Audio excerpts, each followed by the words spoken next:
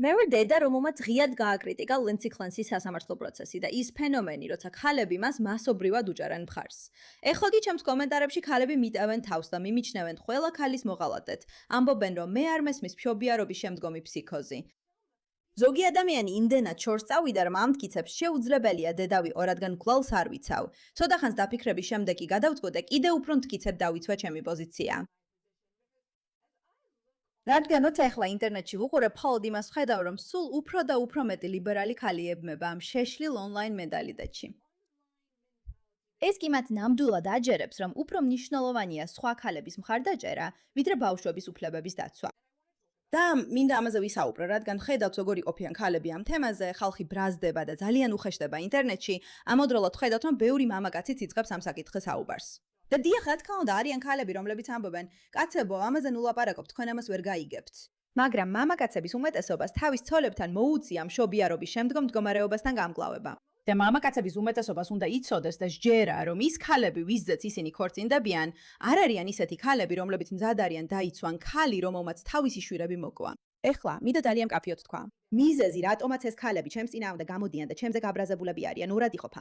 ზოგიერთი მათგანი აბონდის მომხრეა და ცდილობს საკუთარ დანაშაულის გზნობას გაუმკლავდეს. კარგი. მაგრამ მათი მეორე ნახევა ისაუბრებს რაღაცაზე, რომელიც ჩემი აზრით ნამდვილად საფუძვლიანიც არის და სამართლიანიც. ისინი ამბობენ, რომ ეს მნიშვნელოვანი საუბარია, რომელიც უნდა გაიმართოს. ის რომ მშობიარობის შემდგომი სირთულეები, რასაც ქალები გადიან, საკმარისად არ განიხილება და არ არის მიღებული საზოგადოებაში. და ეს უნდა იყოს თემა, რომელზეც უნდა ვისაუბროთ. ჩვენ გვჭირდება უფლებები ქალებისთვის, რომლებიც მშობიარობის შემდგომ პერიოდში სირთულეებს განიცდიან.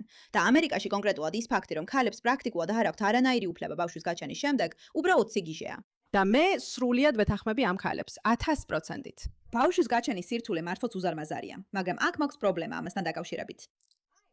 პრობლემა მაქვს მაშინ, როცა ამ საუბარს მართავთ იმისთვის, რომ დავიცვათ ქალი, რომელმაც სინამდვილეში თავისი სამი შვილი მოკლა. და კიდევ უფრო შორს მიდიან და ამტკიცებენ, რომ მე ალბათ საერთოდ არ მინახავს არც სასამართლო პროცესი და არც ის რაც ხდება. და რომ ალბათ მამამ ჩაიდინა ეს, რადგან კაცები უბრალოდ ასეთები არიან. და ეს ჩემთვის საზიზღარია. ესეთი რაღაცები ქალებს ინტერნეტში იდიოტებად და სულელებად აჩვენებს. და ამას არ დაუშვებ. მოусმით მთლიანად უჭერ მხარს იმას, რომ ქალებმა ერთმანეთს მხარი დაუჭირონ და ვეცადოთ ისეთი საზოგადოება შევქმნათ, რომელიც ნამდვილად აფასებს და უჭერს მხარს ქალებს, რომლებსაც შვილები ჰყავთ, იმ სირთულეებს, რაც ამას ახლავს და ამ თემაზე საუბრის ნორმალიზებას. უბრალოდ ვფიქრობ, რომ ამ საუბრის ქალის მიერ საკუთარი შვილების მკვლელობის თემის გარშემო წამოწყება უგემოვნოა, არასწორია და ეს არ არის სწორი გზა. და ამ პოზიციას კიდევ უფრო გავამყარებ. ეს არ ნიშნავს, რომ მე არ ვფიქრობ თითქოს მშობიარობის შემდგომი პრობლემები, მშობიარობის შემდგომი ფსიქოზი და მშობიარობის შემდგომი შფოთვა ისეთი რამეა, რაზეც საერთოდ არ უნდა ვიზრუნოთ. არა, მე ვფიქრობ, რომ ძალიანაც უნდა ვიზრუნოთ. უბრალოდ ნამდვილად არ ვფიქრობ, რომ ქალის მიერ საკუთარი შვილების მკვლელობის მაგალითი ამისთვის შესაფერისია. და გეტყვით რატომ? იმიტომ რომ იქ არიან დაბალი ინტელექტის მქონე ადამიანები. დაბალი ინტელექტის მქონე ადამიანები, რომლებსაც შეუძლიათ უყურონ ამ ყველაფერს და გააცნობიერონ ეს. თუ ისინი მივლენ იმ წერტილამდე, რომ მათთვის დედობა ძალიან რთული გახდება სადღაც თავიანთ გონებაში, ისინი გაიგებენ, რომ თუ ისინი მართლაც გააკეთებენ ამ გიჟურ და ავადმყოფურ საქციელს და ავნებენ საკუთარ შვილს, არსებობს სამყარო, რომელიც მათ გაიგებს მათი გასაჭირის გამო. და ჩემთვის ეს სრულიად ეგოისტურია. თუ თქვენ ქალი ხართ, რომელსაც მშობიარობის შემდგომი ფსიქოზი აქვს და იმდენამდე მიდიხართ, რომ ბავშვების მოკლაზე ფიქრობთ, პირველი რაც უნდა გააკეთოთ არის, რომ ბავშვები თქვენი სიახლოვიდან გაიყვანოთ, ან თქვენ მოშორდეთ მათ. ასე იქცევა პასუხისმგებლიანი ქალი. ასე იქცევა ქალი, რომელსაც თავისი შვილები საკუთარ თავზე მეტად უყვარს.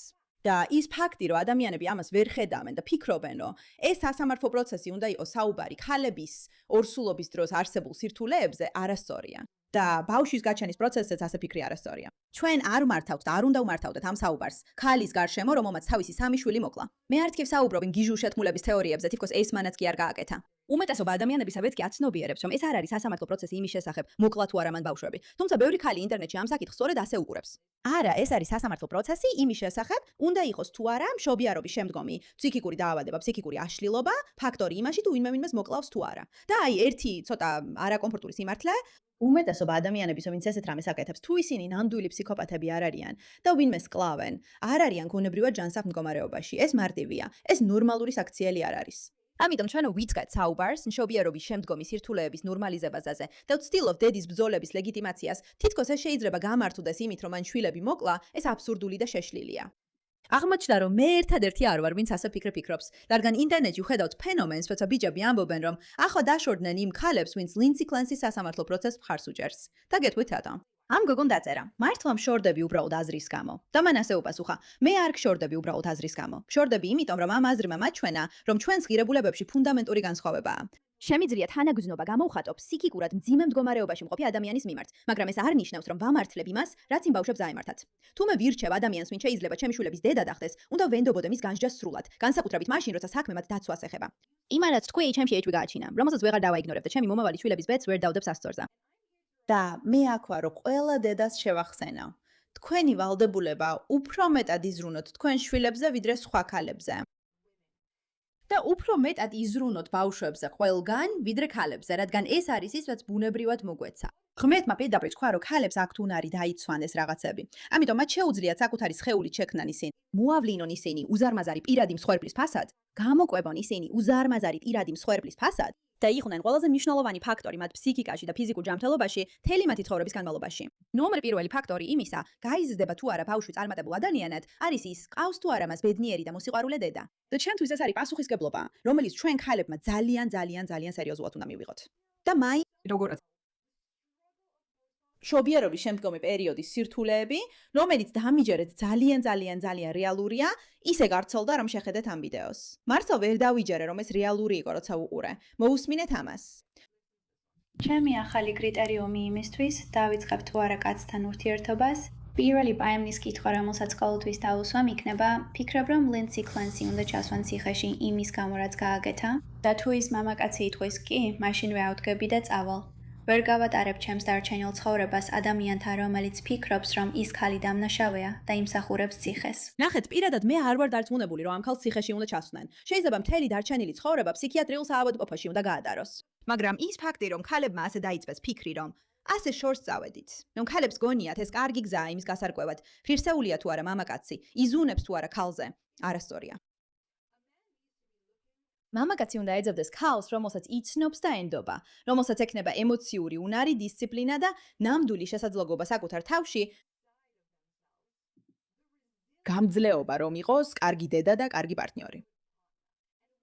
და ქალი, რომელიც ფიქრობს, რომ თავარი ფაქტორი, რის მიხედვითაც უნდა აერჩიოს ქმარი, არის ის, თუ მან გადაწყვიტა, რომ ქალი მკვლელი ლეგიტიმურია და რაღაცა მხრივ მისაღებია, და რა თქმა უნდა, არ მინდა ეს გავამარტივო. ამ ქალების უმეტესობა არ დადის და არ ამბობს, რომ ბავშვების მოკლა ნორმალურია. ჩვენ სულელები არ ვართ. მაგრამ კიდევ ერთხელ, დედობის სირთულესა და ფსიქიკურად არასტაბილური, ფსიქოპათური დონეზე საკუთარი შვილების მკვლელობას შორის ტოლობის დასმა არ არის ის, რასაც საზოგადოებამ ნორმად უნდა აქციოს. პირდაპირ ვამბობ, მურჩა. და ეს არის პრობლემა ამ ფენომენთან დაკავშირებით, რომ მან შობიარობის შემდგომი სირთულეები ისე დაანორმალიზა, რომ ისინი მკურელობას გაუთანაბრა. და ეს არასწორია. და ვფიქრობ, ეს ყოველთვის არასწორი იქნება. და მე პრობლემა მაქვს ამასთან.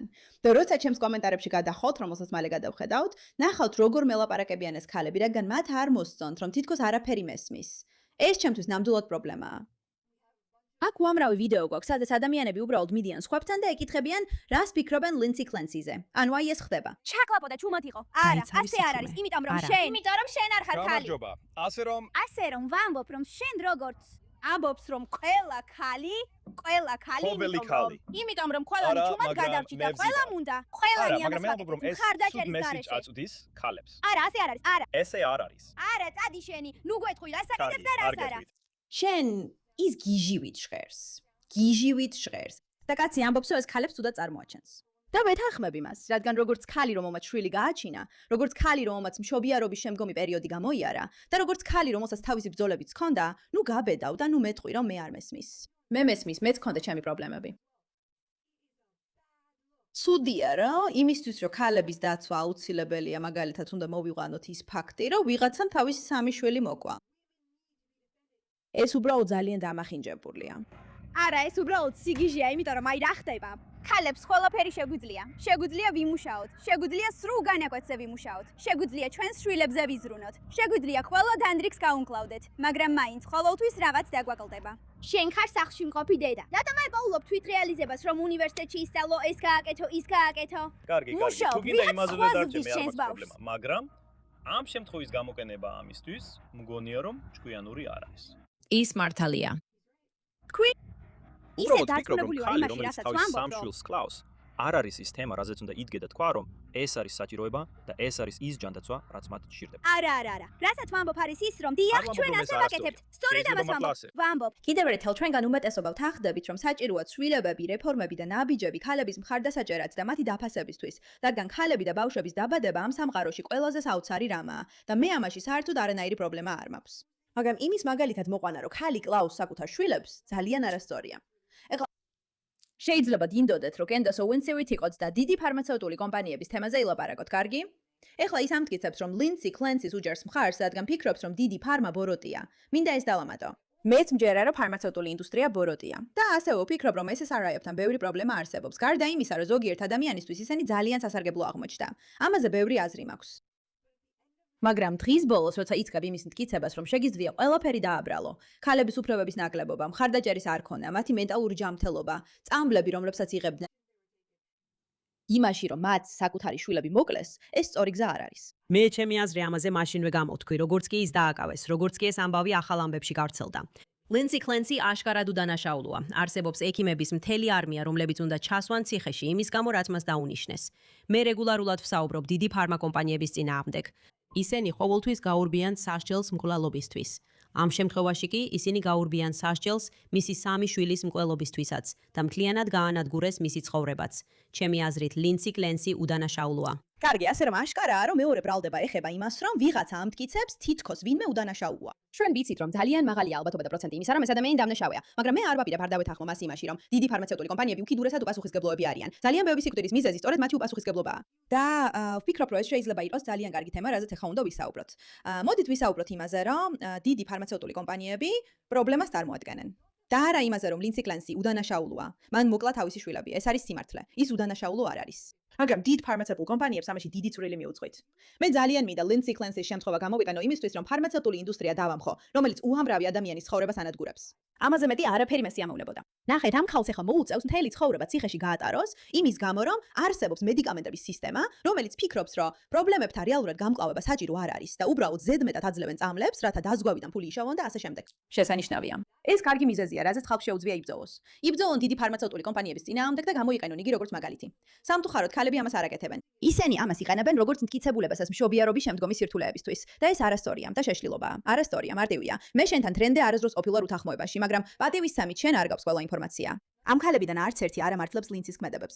ისინი საუბრობენ იმაზე, თუ რამდენად მცირე მხარდაჭერას იღებს დედა ამ ქვეყანაში. მშობიარობის შემდგომი ფსიქოზი ოფიციალურ დარღვევად არ ითვლება, მაგრამ ძალიან ბევრ ქალს აქვს ეს გამოცდილება. ამ კონკრეტულ ქალს სასოთარკვეთილად ცდილობდა დახმარების მიღებას და ვერ მიიღო საჭირო მხარდაჭერა. ამის შედეგად საშინელი ტრაგედია მოხდა. მას ვერ დაეხმარა არც სამედიცინო გუნდი, არც ჯანდაცვის სისტემა და არც საზოგადოება, რომელიც დედებს აიძულებს, რაც შეიძლება. მე გამიმართლა, რომ სუბუქი შემთხვევა მქონდა და დახმარება მივიღე, სანამ ჯერ კიდევ საავადმყოფოში ვიმყოფებოდი. თხოდ გაითვალისწინოთ, რომ ეს კონკრეტული სიტუაცია ბევრად უფრო რთულია, ვიდრე ზედაპირზე ჩანს. ნამდვილად ასეა, ბევრად უფრო რთულია. მე ამაში პრობლემა არ მაქვს. მე მაინც ვშები ჩანს პოზიციაზე, რომ არ მიმაჩნია სწორად, როცა ქალები ამ მაგალითს იყენებენ, იმის დასამტკიცებლად, რომ დახმარება გჭირდება და ჩვენი ბრძოლები უფრო მეტად უნდა დაფასდეს.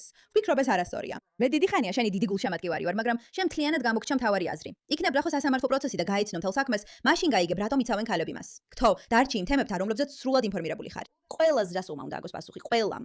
ასევე არავინ ამჩნევს იმას, რომ ამდენი ქალი ამ მდგომარეობაშია. ეს თავისთავად სიგნალია და ჩვენ საზოგადოებაში დედებისთვის აღარ არის ისეთი მხარდაჭერა, როგორც ადრე იყო. საერთოდ ყავს ბავშვები.